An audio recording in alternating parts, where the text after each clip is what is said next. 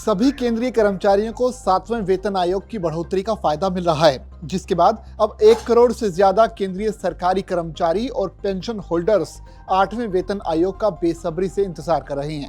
लेकिन ये कब आएगा, क्या सरकार की इस पर राय है? आइए जानते हैं। देश के 1 करोड़ से ज्यादा केंद्रीय कर्मचारियों और पेंशन भोगियों को 8वें वेतन आयोग के गठन का इंतजार है। सभी की निगाहें प्रधानमंत्री नरेंद्र मोदी पर टिकी हैं कि कब वो आयोग की घोषणा करेंगे, जो सैलरी और पेंशन में इजाफे को लेकर अपनी रिपोर्ट केंद्र सरकार को सौंपेगा।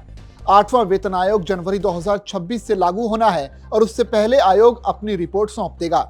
ऐसे में सवाल उठता है कि अगर 8वां वेतन आयोग बनता है तो वेतन और पेंशन बढ़ाने की सिफारिश करता है तो केंद्रीय कर्मचारियों की सैलरी में कितना इजाफा हो जाएगा।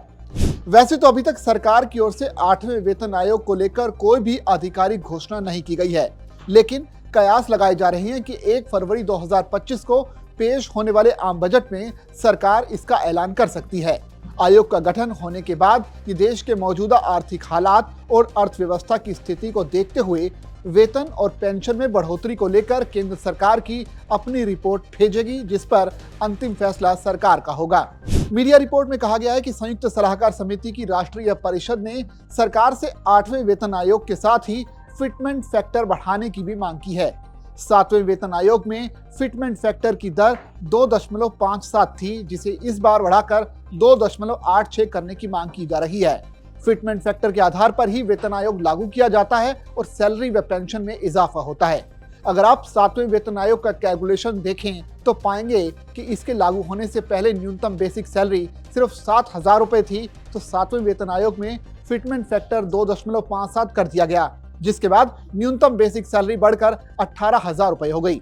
इसका मतलब यह है कि इससे पहले की 7,000 रुपए की बेसिक सैलरी को 2.57 गुना करके 18,000 कर दिया गया। इसी तरह अगर 8वें वेतन आयोग में फिटमेंट फैक्टर 2.86 होता है तो न्यूनतम बेसिक सैलरी 18,000 से बढ़कर 51,480 रुपए हो जाएगी। इसका मतलब ये हुआ कि सैलरी में करीब 3 गुने से ज्यादा का इजाफा हो सकता है।